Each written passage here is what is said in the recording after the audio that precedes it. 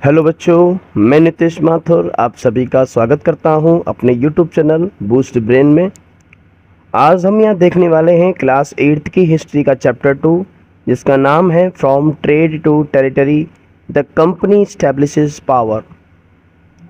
तो बच्चों यहाँ पर हम देखने वाले हैं कैसे एक ब्रिटिश कंपनी जिसका नाम था ब्रिटिश ईस्ट इंडिया कंपनी, तो वो जो कंपनी थी वो यहाँ पर कैसे वो ट्रेड करने आती है और कैसे वो यहाँ पर हमारे जो टेरिटरी हैं उन पर कब्जा कर लेती है और कैसे यहाँ पर वो अपनी जो पावर है उसको इस्टेब्लिश कर लेती है। तो काफ़ी सारे सवाल हमारे मन में आते हैं कि ऐसा कैसे हो गया, एक कंपनी जो कि व्यापार करने आई थी, ट्रेड करने आई थी, उसने कैसे हमारे जो टेरिटरी थे, हमारे जो क्षेत्र थे उन पर कब्जा कर लिया, है ना। तो यहाँ पर इसी के बारे में हम देखने वाले हैं कि क्या क्या इसमें हुआ था। और चैप्टर जो है बड़ा ही मज़ेदार होने वाला है। और एक ज़रूरी बात, अगर आपको वीडियो हमारी पसंद आती हैं तो प्लीज़ हमारी वीडियोस को लाइक करें, कमेंट करें और अगर आप नए हैं तो चैनल को सब्सक्राइब करें। चलते हैं अपने चैप्टर की तरफ, तो शुरू करते हैं। Aurangzeb was the last of the powerful Mughal rulers. He establishes control over a very large part of the territory that is now known as India. तो यहाँ बताया जा रहा है कि मुग़ल काल का जो सबसे लास्ट का जो कह सकते हैं कि जो शासक था, जो कि काफ़ी पावरफुल भी था, वो औरंगजेब था, है ना। औरंगजेब मुग़ल काल का सबसे अंतिम राजा था जो कि पावरफुल था।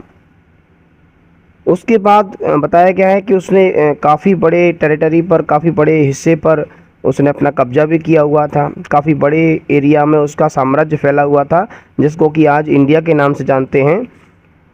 After his death in 1707 many Mughal governors या सूबेदार्स and big zamindar began asserting their authority and establishing regional kingdoms. अब आगे बताया गया है कि देखो 1707 में यानी कि 1707 ईस्वी में औरंगजेब की मृत्यु हो गई और उसकी मृत्यु के बाद में काफ़ी सारे जो मुग़ल गवर्नर थे या जो बड़े बड़े ज़मींदार हुआ करते थे, उन्होंने अपनी अथॉरिटी को असर्ट करना शुरू कर दिया, है ना। यानी कि उन्होंने अपना अधिकार जमाना शुरू कर दिया और काफ़ी सारे रीजनल किंगडम्स को इस्टेब्लिश उन्होंने कर दिया। As powerful regional kingdoms emerged in various parts of India, Delhi could no longer function as an effective center. अब देखो क्या हुआ कि औरंगजेब जैसे ही मर जाता है या उसकी मृत्यु हो जाती है, तो उसके बाद में छोटे छोटे जो सूबेदार थे या जो जमींदार थे या जो भी राजा थे, वो अपना अपना अथॉरिटी जो है जमाना शुरू कर देते हैं और छोटे छोटे कई सारे जो किंगडम हैं वो उभर कर सामने आते हैं। और दिल्ली जो कि एक इफ़ेक्टिव सेंटर हुआ करता था पहले के समय में, तो दिल्ली ज़्यादा समय तक एक इफ़ेक्टिव सेंटर के रूप में फंक्शन नहीं कर पाया, यानी कि पूरे साम्राज्य को एक तरह से संभाल नहीं पाया। आगे दिया हुआ है, by the second half of the 18th century however a new power was emerging on the political horizon, the British. अब देखो क्या कह रहा है, by the second half of the 18th century, यानी कि जो 18वीं शताब्दी थी उसके सेकेंड हाफ में एक नई पावर जो है यहाँ पर इमर्ज होती है, एक नई शक्ति का यहाँ उदय होता है। और वो कौन सी शक्ति थी? वो थी द ब्रिटिश, है ना। तो ब्रिटिश भी धीरे धीरे क्या हो रहे थे, पावरफुल हो रहे थे। आगे देखते हैं, did you know that the British originally came as a small trading company and were reluctant to acquire territories. How then did they come to be master of a vast empire? In this chapter you will see how this came about. तो यहाँ बच्चों आपको बताया गया है और आपसे पूछा जा रहा है कि क्या आपको पता है कि जो ब्रिटिश थे यानी कि जो अंग्रेज़ थे, वो वास्तविकता में हम देखा जाए तो वास्तविकता में वो एक ट्रेडिंग कंपनी के तौर पर आए थे, यानी कि व्यापार करने के लिए यहाँ पर आए थे और उनका कोई इरादा नहीं था यहाँ पर आकर और टेरिटरीज़ को एक्वायर करने का कोई भी इरादा नहीं था। उन्होंने मतलब उनकी इच्छा ये नहीं थी कि हम वहाँ जाएंगे और वहाँ पर जाके टेरिटरीज़ को कब्जा करेंगे, इस इरादे से नहीं आए थे वो, है ना। तो वो इस इरादे से आए थे कि हम भाई व्यापार करेंगे। तो जब वो व्यापार करने के ही इरादे से आए थे और टेरिटरीज़ को एक्वायर करने का या टेरिटरीज़ पे कब्जा करने का उनका कोई इरादा नहीं था, तो कहा जा रहा है how then did they come to be master of a vast empire, है ना। तो फिर वो इतने बड़े एम्पायर के मालिक कैसे बन गए। तो इस चैप्टर में आपको इसी के बारे में बताया जाएगा कि ये सब कैसे हुआ। शुरू करते हैं नए अपने टॉपिक से। और अगला जो टॉपिक है अपना, east India company comes east. तो सबसे पहले हम देखते हैं कि ईस्ट इंडिया कंपनी ईस्ट में कैसे आई। देखते हैं आगे। In 1600 the East India company acquired a charter from the ruler of England Queen Elizabeth first, granting it the sole right to trade with the East. देखो यहाँ बताया जा रहा है भाई 1600 ईस्वी में जो ईस्ट इंडिया कंपनी थी, तो इस ईस्ट इंडिया कंपनी ने एक चार्टर जो है वो प्राप्त किया किससे, इंग्लैंड के रूलर से, यानी कि जो इंग्लैंड का जो शासक था या कह सकते हैं कि शासक थी, तो उस शासक से इन्होंने एक चार्टर जो है प्राप्त किया। अच्छा, जो रूलर थी इंग्लैंड की उसका नाम क्या था, उसका नाम था क्वीन एलिजाबेथ, है ना, क्वीन एलिजाबेथ फर्स्ट। तो जो महारानी थी वहाँ की एलिजाबेथ, उससे इन्होंने एक कह सकते हैं कि चार्टर, एक घोषणा पत्र जो है वो प्राप्त कर लिया। और उस चार्टर में इनको क्या दिया गया था, इनको एक राइट दिया गया था, मतलब एक अधिकार इनको दिया गया था कि ये ईस्ट में जाकर क्या कर सकते हैं, व्यापार कर सकते हैं, ऐसा उसमें लिखा गया था, है ना। दिस आगे देखें, this meant that no other trading group in England could compete with the East India company. अब देखो ये जो चार्टर उनको दिया गया था क्वीन एलिजाबेथ के द्वारा, तो उस चार्टर में साफ साफ लिखा गया था कि भाई कोई भी और जो ट्रेडिंग कंपनी है ब्रिटेन की, सॉरी इंग्लैंड की, वो जाके क्या नहीं करेगी, उनके साथ कम्पीट नहीं करेगी, यानी कि एक तरह से मुकाबला नहीं करेगी, प्रतिस्पर्धा नहीं करेगी, कंपटीशन नहीं करेगी। समझ में आ रहा है। तो यहाँ पर आपको बताया जा रहा है कि जो क्वीन एलिजाबेथ के द्वारा जो चार्टर दिया गया था ईस्ट इंडिया कंपनी को, तो एक तो उसमें क्या दिया गया था, ईस्ट इंडिया कंपनी को राइट दिया गया था कि वो ईस्ट में जाके और क्या कर सकते हैं, ट्रेड कर सकते हैं। साथ ही साथ उसमें ये भी लिखा गया था कि इंग्लैंड की और कोई कंपनी वहाँ उनके साथ जाके कंपटीशन नहीं करेगी, है ना। आगे देखते हैं। With this charter, the company could venture across the ocean looking for new lands from which it could buy goods and at a cheap price and carry them back to Europe to sell at higher prices।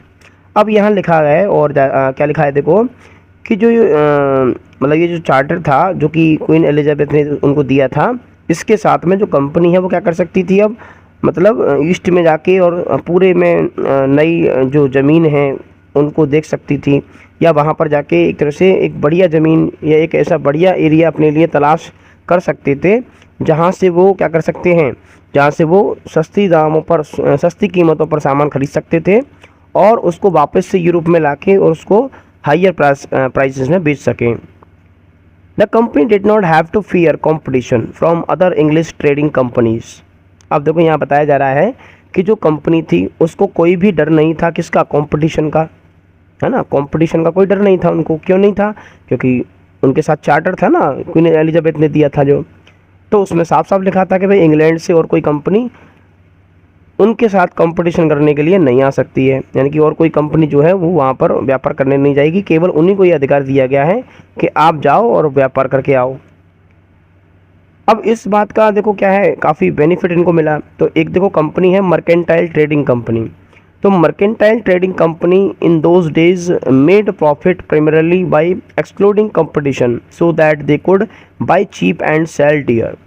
तो एक company थी mercantile trading company.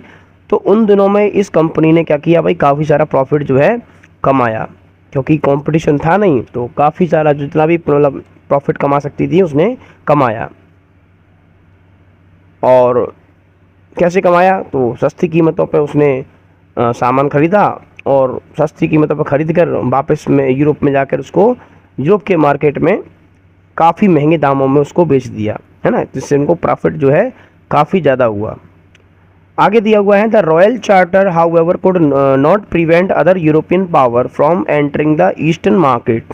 By the time the first English ship sailed down the west coast of Africa, round the Cape of Good Hope, and crossed the Indian Ocean, the Portuguese had already established their presence in the western coast of India. अब देखो यहाँ बताया जा रहा है, एक twist आ गया इसमें, और बताया जा रहा है कि जो रॉयल चार्टर था, जो शाही घोषणा पत्र कह लो, अधिकार पत्र कह लो, जो कि ईस्ट इंडिया कंपनी अपने साथ लेके आई थी, तो उसमें ये लिखा था कि भाई और कोई कंपनी जो है इंग्लैंड की, वो ट्रेड करने के लिए, कंपटीशन करने के लिए नहीं आ सकती हैं। लेकिन देखो यूरोप के अंदर बहुत सारी कंट्री हैं, अकेला इंग्लैंड तो है नहीं, है ना। तो इंग्लैंड के जो कंपनी है वही तो नहीं आएंगी, बाकी यूरोप में जो और जो देश है वहाँ की कंपनियाँ तो आ सकती हैं, वहाँ के जो मर्चेंट हैं वो तो आ ही सकते हैं। तो यहाँ यही बताया गया है कि जो रॉयल चार्टर था वो क्या नहीं कर पाया, could not prevent other European power, है ना, जो और यूरोपियन पावर्स थी, है ना, उनको नहीं रोक पाया। कैसे? From entering the eastern market, यानी कि जो पूर्वी जो बाज़ार है ना, वहाँ पर एंटर करने से ये जो चार्टर था वो रोक नहीं पाया।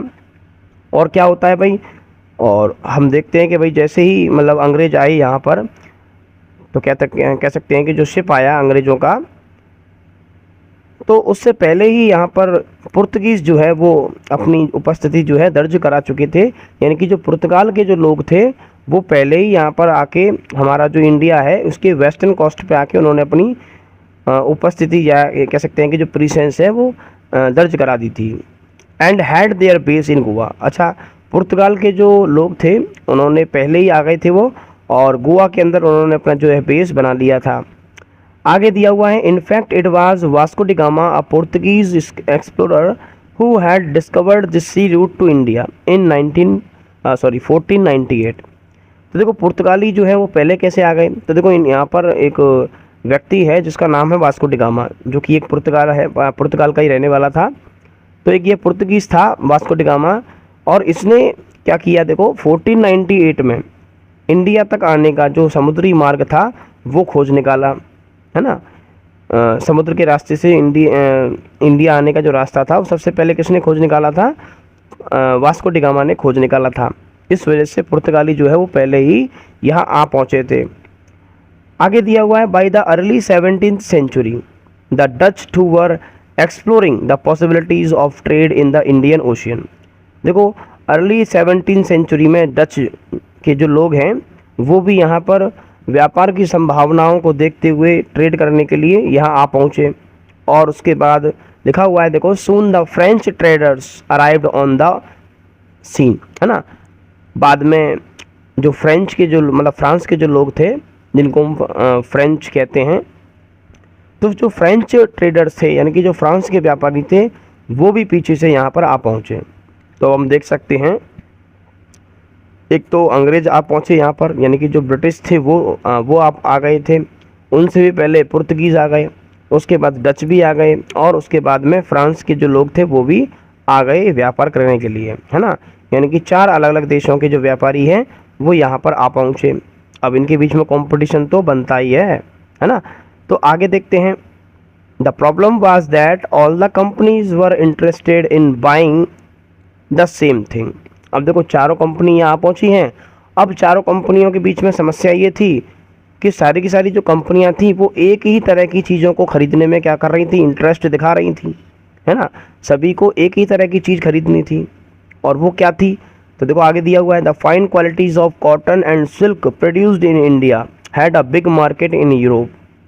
तो यहाँ बताया जा रहा है कि फाइन क्वालिटी का कॉटन, है ना, अच्छी किस्म का जो कॉटन था, और उसके साथ साथ सिल्क जो था वो केवल इंडिया में प्रोड्यूस होता था, और उसके काफ़ी सारे बड़े बड़े मार्केट थे कहाँ पर, यूरोप में। यानी कि यूरोप में कॉटन और सिल्क की काफ़ी डिमांड हुआ करती थी।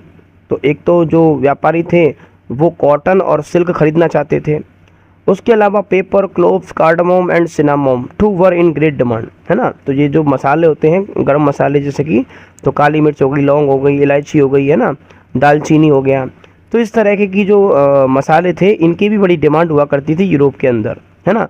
तो इन चीज़ों को ख़रीदने के लिए भी सारे व्यापारी जो है वो तत्पर रहते थे, या कह सकते हैं तैयार रहते थे, और सभी जो लोग हैं वो इन्हीं चीज़ों को ख़रीदना चाहते थे। तो जब देखो अब चीज़ एक ही है और ख़रीदने वाले बहुत सारे हैं तो क्या होगा, कंपटीशन होगा। तो लिखा हुआ है, आगे देखते हैं, competition amongst the European companies inevitably pushed up the prices at which these goods could be purchased and this reduced the profit that could be earned।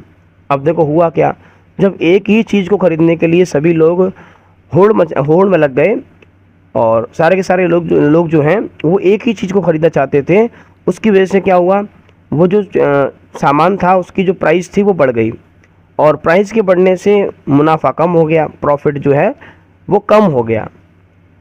आगे दिया हुआ है, the only way the trading companies could flourish was by eliminating rival competitors.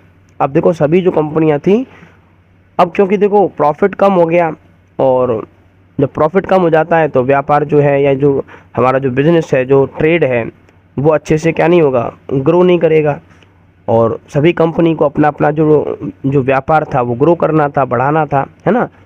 तो उनके सामने एक ही रास्ता रह गया था और वो ये था कि सामने वाला जो कॉम्पिटिटर है उसको एलिमिनेट कर दिया जाए, है ना, यानी कि उसको कैसे भी करके रास्ते से हटा दिया जाए तो जो ट्रेड है वो क्या कर सकता है, फ्लरिश कर सकता है। ऐसा उनके सामने एक रास्ता था और इसके चलते क्या हुआ, देखो, the urge to secure market therefore led to fierce battle between the trading companies. अब एक दूसरे को रास्ते से हटाने के लिए और अपना मार्केट में एक तरह से दबदबा जो है बढ़ाने के लिए उनके बीच में मतलब काफ़ी सारे भयंकर युद्ध हुए, है ना। जो भी ट्रेडिंग कंपनी थी उनके बीच में काफ़ी युद्ध हुआ करते थे, काफ़ी सारा जो है लड़ाई उनके बीच में हुआ करती थी। Through the 17th and 18th century they regularly sank each other's ship, blockade routes and prevent rival ship from moving with supplies of goods।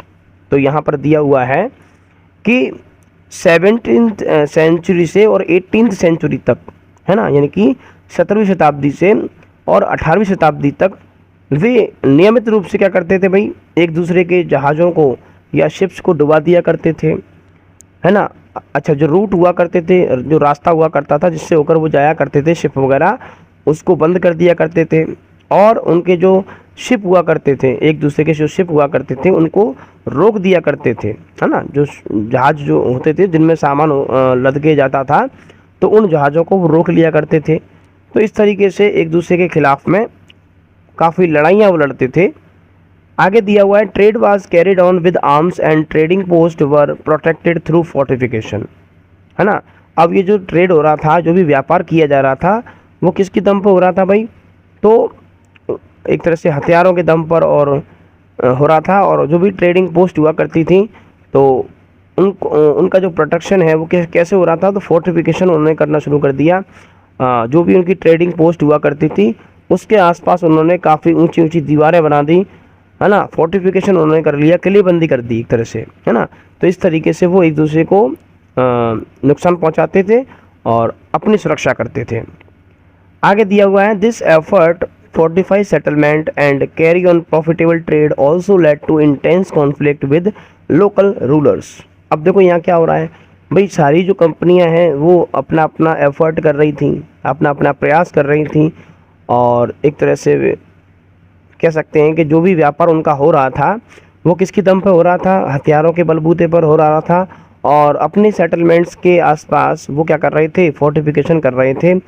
अब इस बात को लेकर क्या हुआ भाई कि जो लोकल रूलर थे इंडिया के, उनके साथ में भी काफ़ी संघर्ष जो है इनका बढ़ गया।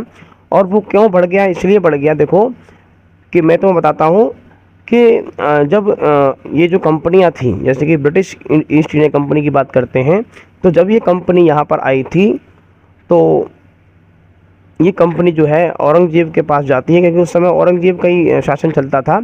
तो उस वक्त ये कंपनी जो है वो औरंगजेब के पास जाती है और उनसे मांग करती है कि भाई हमें आपके यहाँ व्यापार करना है तो हमें व्यापार करने की अनुमति मिल जाए। तो औरंगजेब जो है उसने अनुमति दे दी कि हाँ भाई तुम व्यापार कर सकते हो।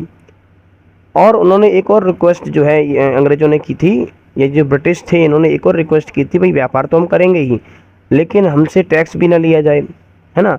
तो ये जो रिक्वेस्ट थी वो भी औरंगजेब ने मान ली और कह दिया कि भाई चलो टैक्स भी तुमसे नहीं लेंगे। लेकिन औरंगजेब ने कुछ शर्तें भी रखी थी, जैसे कि आप यहाँ पर फोर्टिफिकेशन नहीं करोगे, यानी कि किलेबंदी नहीं करोगे। उसके अलावा जो है शस्त्रों का इस्तेमाल नहीं करोगे, यानी कि हथियार वगैरह का इस्तेमाल आप यहाँ नहीं करोगे। तो अंग्रेज़ों ने वो शर्त मान ली कि ठीक है भाई, हम यहाँ पर ना ही हथियारों का इस्तेमाल करेंगे और ना ही यहाँ पर फोर्टिफिकेशन करेंगे। लेकिन बाद में अंग्रेज़ों ने क्या किया, देखो फोर्टिफिकेशन भी किया और यहाँ पर हथियारों का इस्तेमाल भी वो करने लगे। तो इसी बात को लेकर जो है लोकल रूलर जो थे उनके साथ में संघर्ष जो है बढ़ गया। आगे देखो, the company therefore found it difficult to separate trade from politics. अब यहाँ पर देखो क्या हो रहा है, देखो जो ब्रिटिश ईस्ट इंडिया कंपनी है, यानी कि जो ब्रिटिश थे, उनका पहले से ही काफ़ी संघर्ष चल रहा था किसके साथ में, जो और जो ट्रेडिंग कंपनी थी उनके साथ में काफ़ी लड़ाई झगड़ा चल रहा था, है ना। काफ़ी कह सकते हैं कि फियर्स बैटल उनके साथ चल रहे थे। अब इधर से क्या हो गया, देखो उनके साथ तो युद्ध चल ही रहा है, इधर से जो लोकल रूलर थे अब वो भी उनसे थोड़े से क्या हो गए, नाराज़ हो गए। और नाराज़ होने के बाद में वो भी थोड़ा सा इधर से अपनी प्रतिक्रिया देने लगे। तो अब जो ब्रिटिश जो थे वो अपने इस व्यापार को पॉलिटिक्स से अलग नहीं रख पाए, है ना। तो अब क्या आगे क्या होता है, देखो तो लिखा हुआ है, देखो let us see how this happened, है ना। तो देखो सब कुछ कैसे हुआ यह हम देखने वाले हैं। तो हेडिंग है देखो, East India company begin trade in Bengal. तो जो ब्रिटिश ईस्ट इंडिया कंपनी है वो अब यहाँ हम देखने वाले हैं कि बंगाल के अंदर जो है वो ट्रेड करेगी और क्या क्या होता है वो भी देखेंगे। The first English factory was set up on the bank of river Hooghly in 1651। तो बताया जा रहा है कि सबसे पहली जो फैक्ट्री है, इंग्लिश फैक्ट्री, वो स्थापित की गई थी कहाँ पर, एक नदी है हुगली करके। तो हुगली नदी के किनारे पर सबसे पहली जो फैक्ट्री है वो बनाई गई 1651 में। आगे दिया हुआ है देखो, this was the base from which the company's trader known at that time as factors operated. The factory had a warehouse where goods for export were stored and it had offices where company officials sat। अब देखो ये जो base मतलब ये जो factory बनाई गई थी 1651 में, ये एक तरह से उनका बेस था, है ना, किसका, ब्रिटिश कंपनी का। तो ये बेस था जहाँ से कंपनी के जो व्यापारी थे, है ना, वो एक तरह से सारा जो अपना काम धाम है वो देखते थे। और इसी फैक्ट्री में एक जो वेयर हाउस था जहाँ पर जो सामान वगैरह होता है उसको रखा जाता था, है ना, एक्सपोर्ट करने के लिए जो भी सामान लाया जाता था वो यहाँ पर स्टोर किया जाता था। और यहाँ पर कुछ ऑफिस भी उन्होंने बनाए थे जहाँ पर कंपनी के अधिकारी बैठा करते थे। आगे दिया हुआ है, as trade expanded the company persuaded merchants and traders to come and settle near the factory.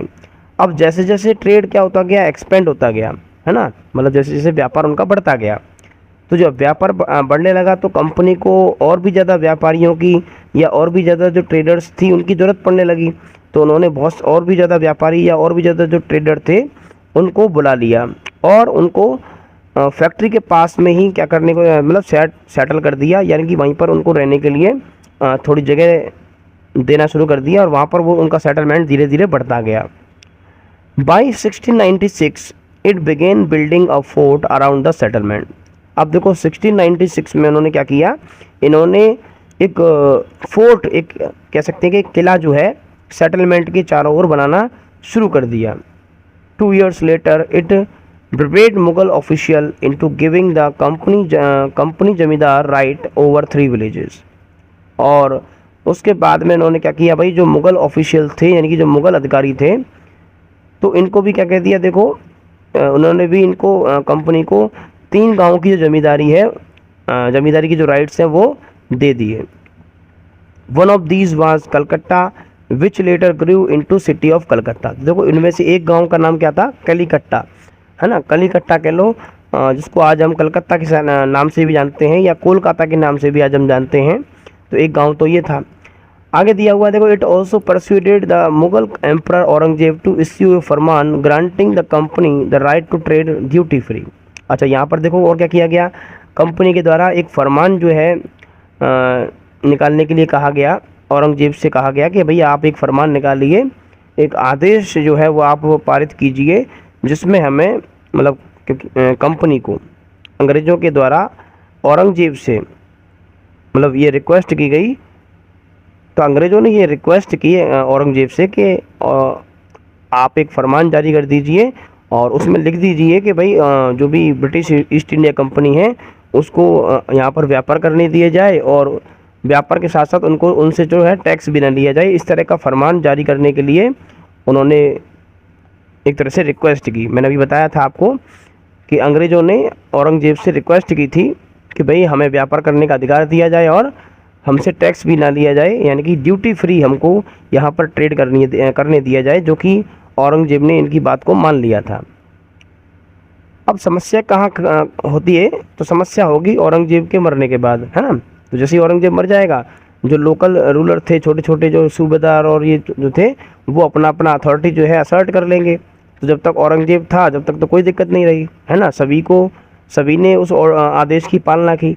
लेकिन जैसे ही औरंगजेब चला जाएगा, वैसे ही जो भी फरमान जो है जारी किया गया था औरंगजेब के द्वारा, वो निष्क्रिय हो जाएगा, और जो लोकल रूलर थे वो इन अंग्रेज़ों से क्या करने लगेंगे, टैक्स जो है मांगने लगेंगे। देखते हैं आगे क्या होता है।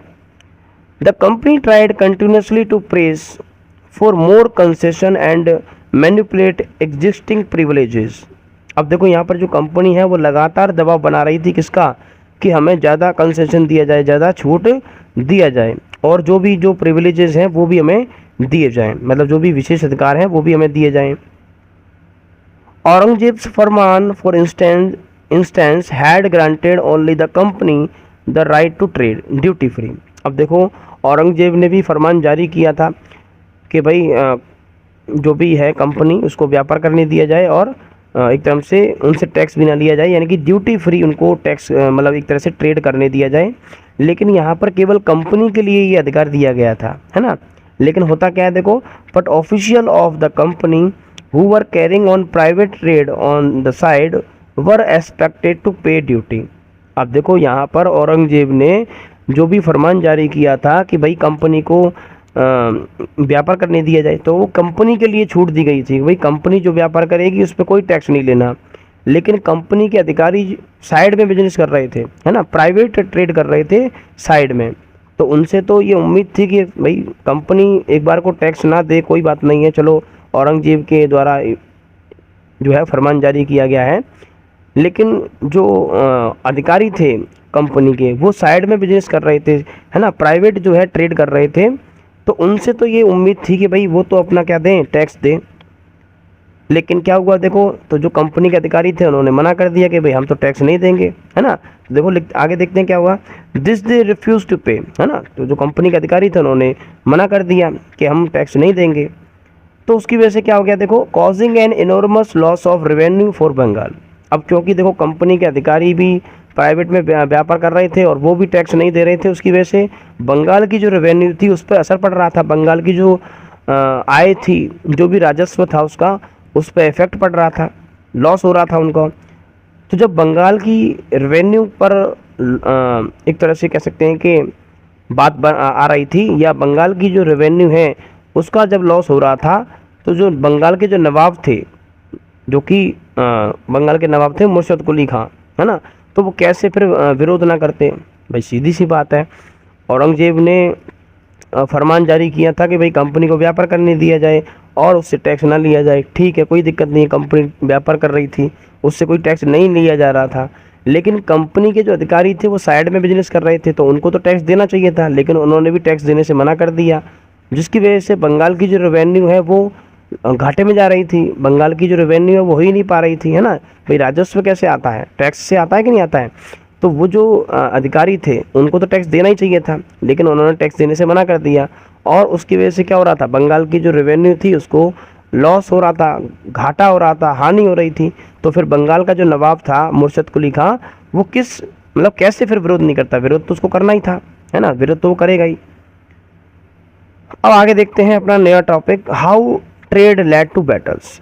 अब देखो क्या हो गया, जो कि अंग्रेज यहाँ पर व्यापार करने आए थे, तो उनके साथ में कैसे युद्ध जो है होने लगे, है ना। तो ब्रिटिश जो थे वो आए तो थे व्यापार करने थे, लेकिन अब क्या होगा, अब देखो जो लोकल रूलर थे उनके साथ में बैटल होंगे, काफ़ी सारे युद्ध जो हैं अंग्रेज़ों को लड़ने पड़ेंगे, किसके साथ में, यहाँ के रूलर्स के साथ में। तो कैसे ये सब हो गया इसके बारे में हम देखने वाले हैं। तो देखो लिखा हुआ है through the early 18th century the conflict between the company and the nawab of Bengal intensified. तो यहाँ बताया जा रहा है 18th सेंचुरी के शुरुआत से ही जो संघर्ष था, जो कॉन्फ्लिक्ट था कंपनी और नवाब, जो बंगाल के नवाब थे उनके बीच में, तो वो जो कॉन्फ्लिक्ट था वो और भी ज़्यादा बढ़ता गया, है ना। 18वीं शताब्दी के बाद में, या कह सकते हैं 18वीं शताब्दी के शुरुआत में जो संघर्ष जो चल रहा था बंगाल के नवाब और ईस्ट इंडिया कंपनी के बीच में, वो धीरे धीरे और भी ज़्यादा इंटेंसिफाइड हो गया और भी ज़्यादा बढ़ गया। After the death of Aurangzeb the Bengal nawab asserted their power and autonomy as other regional powers were doing at that time. तो मैंने आपको बताया था जैसे ही औरंगजेब की मृत्यु हो गई, सभी जो छोटे छोटे जो सूबेदार जमींदार जो भी थे, उन्होंने अपनी अपनी जो अथॉरिटी है वो असर्ट कर ली, मतलब अपना अपना अधिकार जमा लिया। तो ऐसे ही बंगाल के जो नवाब था, है ना, मुर्शिद कुली खां, उसने भी अपना अधिकार बंगाल पे जमा लिया, ठीक है ना। आगे देखें, Murshid Quli Khan was followed by Alivardi Khan and then Sirajuddaula as the nawab of Bengal. तो हम देखते हैं भाई कि मुर्शिद कुली खां के बाद में जो बंगाल का अगला जो नवाब बनता है वो कौन बनता है, मुर्शिद कुली खां के बाद बनता है अलीवर्दी खां, और अलीवर्दी खां के बाद में जो नया अगला जो शासक बनेगा वो कौन बनेगा, सिराजुद्दौला, है ना। तो मुर्शिद कुली खां, उसके बाद अलीवर्दी खां और उसके बाद सिराजुद्दौला जो है बंगाल के नवाब बने। Each one of them was a strong ruler, और उनमें मतलब ये तीनों के तीनों ही जो रूलर थे वो अपने आप में काफ़ी पावरफुल थे, है ना, काफ़ी शक्तिशाली नवाब हुआ करते थे उस समय के। They refuse to grant the company concession. अब देखो क्या हो रहा था, मैंने तो बताया था कंपनी को छूट दी गई थी, लेकिन कंपनी के जो अधिकारी थे वो साइड में बिजनेस कर रहे थे, साइड में ट्रेड कर रहे थे, और उनसे बंगाल के जो नवाब हैं वो ये उम्मीद कर रहे थे भाई कंपनी टैक्स नहीं दे रही कोई बात नहीं है, लेकिन ये जो अधिकारी हैं जो ट्रेड कर रहे हैं साइड में, तो कम से कम ये तो टैक्स देंगे ही देंगे। लेकिन उन्होंने भी क्या कर दिया, मना कर दिया, और उसकी वजह से बंगाल की जो रेवेन्यू थी उसको लॉस हो रहा था। तो यहाँ पर जो बंगाल के जो नवाब थे वो इनसे क्या हो गए भाई, एक तरह से रुष्ट हो गए, चिढ़ गए एक तरह से। और देख सकते हैं कि जो बंगाल के जो नवाब थे उन्होंने बाद में क्या कर दिया, जैसे ही औरंगजेब की मृत्यु हो गई तो उन्होंने अपना अथॉरिटी वहाँ पर जमा लिया, और उन्होंने कंपनी को कोई भी छूट देने से मना कर दिया, है ना, कि भाई कंपनी को अब कोई छूट नहीं दी जाएगी, कोई भी कंसेशन जो है नहीं दी जाएगी। और क्या कर दिया देखो, demanded large tribute for the company's right to trade, denied it any right to mint coins and stopped it from extending its fortification. अब देखो जो बंगाल के नवाब थे उन्होंने एक तो क्या कर दिया भाई, कंपनी को कोई भी छूट देने से मना कर दिया, उसके अलावा काफ़ी बड़ी मात्रा में जो ट्रिब्यूट था, जो टैक्स था, उसकी मांग करने लगे बंगाल के नवाब कि भाई कोई अब तो गया तुम्हारा जो फरमान देने वाला था औरंगजेब, वो मृत्यु हो गई उसकी, मर गया वो, अब यहाँ के राजा हम हैं, तो अब हम तुमसे कहते हैं भाई हम तुम्हें कोई छूट नहीं देंगे और तुम्हें टैक्स भी देना पड़ेगा कंपनी को। और उसके अलावा कंपनी जो है वो सिक्के ढालने का काम भी करती थी, सिक्के डालती थी, तो है ना, तो उसको भी क्या लगा दिया, रोक लगा दिया कि भाई अब तुम कोई सिक्के वगैरह यहाँ पर नहीं बनाओगे। उसके अलावा जो अंग्रेज लोग क्या कर रहे थे, फोर्टिफिकेशन कर रहे थे, अपना सेटलमेंट बढ़ाए जा रहे थे, उस पर भी रोक लगा दी कि भाई अब से हमारा जो कोई भी जो सेटलमेंट है वो नहीं किए बनेगा यहाँ पर, और कोई भी फोर्टिफिकेशन नहीं करोगे। तो ये सब प्रतिबंध जो है बंगाल के नवाबों ने ब्रिटिश ईस्ट इंडिया कंपनी पर लगा डाले, ठीक है ना। आगे देखो क्या होता है, accusing the company of deceit they claimed that the company was depriving the Bengal government of huge amount of revenue and undermining the authority of the nawab, it was refusing to pay taxes, write disrespectful letters and trying to humiliate the nawab and his officials. देखो बंगाल के नवाबों का ये कहना था, east India company के ऊपर उन्होंने ये आरोप लगाया था कि भाई एक तो ये क्या कर रहे हैं भाई, टैक्स नहीं दे रहे, दूसरी क्या कर रहे हैं भाई, हमारे को ये मतलब जो बंगाल के नवाब हैं उनको डिसरेस्पेक्टफुल लेटर्स लिख रहे हैं, और एक तरह से कहने का मतलब ये है कि ना तो टैक्स दे रहे हैं और ऊपर से हमको उल्टे सीधे शब्द जो है बोल रहे हैं, हमारा अपमान कर रहे हैं। तो ये कुछ आरोप जो हैं बंगाल के नवाब ने लगाए थे किसके ऊपर, ईस्ट इंडिया कंपनी के जो अधिकारी हैं उनके ऊपर, कि भाई एक तो टैक्स भी नहीं दे रहे, ऊपर से हमसे बदतमीजी से बात करते हैं, हमें डिसरेस्पेक्टफुल लेटर्स लिखते हैं, है ना, और तरह तरह से हमारा जो है अपमान करते हैं। आगे देखते हैं, the company on it's part declared that the unjust demand of the local official were ruining the trade off the company and trade could flourish only if the duties were removed. It was also convinced that to expand trade. अब यहाँ पर देखो company जो है वो बंगाल के नवाब जो थे उनके ऊपर आरोप लगाते हुए कहते हैं कि भाई बंगाल के जो नवाब हैं, यानी कि जो यहाँ के जो लोकल ऑफिशियल्स हैं, मतलब यहाँ के जो स्थानीय अधिकारी हैं, वो हमारे व्यापार को क्या कर रहे हैं, नष्ट कर रहे हैं। और एक तरह से कह सकते हैं कि जो टैक्स वगैरह उन्होंने लगाए रखा है और उसकी वजह से हमारा जो व्यापार है वो नष्ट हो रहा है। क्यों हो रहा है नष्ट, देखो पहले से ही उनका ये कहना था कि भाई हमारे पहले से ही इतना कंपटीशन हो रखा है और कंपटीशन की वजह से चीज़ें इतनी महंगी हो रखी हैं, प्रॉफिट जो है वो कम हो रखा है। और उसमें भी अगर यहाँ के जो लोकल रूलर हैं वो हमसे अगर टैक्स मांगेंगे तो हमारा जो मुनाफा है वो कैसे होगा, है ना। तो इस तरीके से वो कह रहे हैं कि भाई हमारे यहाँ के जो शासक हैं वो हमारा व्यापार क्या कर रहे हैं, नष्ट कर रहे हैं। और उनका ये भी कहना था कि भाई ट्रेड जो है वो तभी फ्लरिश हो सकता है ना, देखो लिखा हुआ है trade could flourish only if the duties were removed, है ना। उनका कहना था कि हमारा जो व्यापार है वो तभी पनपेगा जब हमारे ऊपर से ये जो ड्यूटी है, यानी कि जो हमें टैक्स देना पड़ रहा है ना, या टैक्स देने की हमसे कहा जा रहा है, तो ये टैक्स हमसे हटा लिया जाएगा, हमसे कोई टैक्स नहीं मांगा जाएगा, तभी हम यहाँ पर क्या कर सकते हैं, एक तरह से व्यापार को कर सकते हैं और अपने व्यापार को फ्लरिश कर सकते हैं।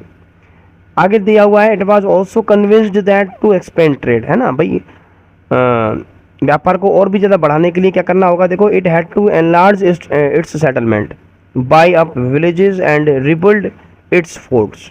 और उनका आगे कहना था कि भाई एक तो टैक्स हमसे हटा लिए जाएं जिससे कि हम अपने व्यापार को बढ़ा सकें, और उनका ये भी कहना था कि भाई हमें अपने ट्रेड को एक्सपेंड भी करना है, बढ़ाना भी है, तो उसके लिए हमें क्या करना होगा, हमें सेटलमेंट्स भी बढ़ाने होंगे, मतलब अपना जो सेटलमेंट है वो बढ़ाना होगा। उसके लिए हमें नए नए जो गांव है वो ख़रीदने होंगे और यहाँ पर जो फोर्ट हैं वो बनाने पड़ेंगे, क्योंकि इनके बिना तो क्या नहीं हो सकता, इसके बिना हमारा जो व्यापार है वो बढ़ ही नहीं सकता है। और इन सभी चीज़ों के ऊपर रोक लगा दी किसने, बंगाल के नवाब ने, कि भाई टैक्स तुमको देना पड़ेगा, है ना। बंगाल के नवाबों ने क्या कहा था कि भाई तुमको टैक्स देना पड़ेगा, और जो तुम सेटलमेंट धीरे धीरे बढ़ाते जा रहे हो इस पर भी रोक लगा दी कि भाई तुम अपना सेटलमेंट नहीं बढ़ाओगे, अपना फोर्टिफिकेशन नहीं करोगे, इसके अलावा सिक्के नहीं डालोगे, है ना। तो तरह तरह के जो प्रतिबंध थे वो बंगाल के नवाबों के द्वारा लगा दिया गया। और अंग्रेज़ों का कहना था कि भाई हमें अपना व्यापार अगर बढ़ाना है तो ये सब काम तो हम करेंगे, तभी हमारा व्यापार जो है बढ़ सकता है। मतलब दोनों की अपनी अपनी मांगें थी, लेकिन एक दूसरे के सामने झुकने के लिए कोई तैयार नहीं था। तो क्या होगा, देखो the conflict led to confrontation and finally culminated in the famous battle of Plassey.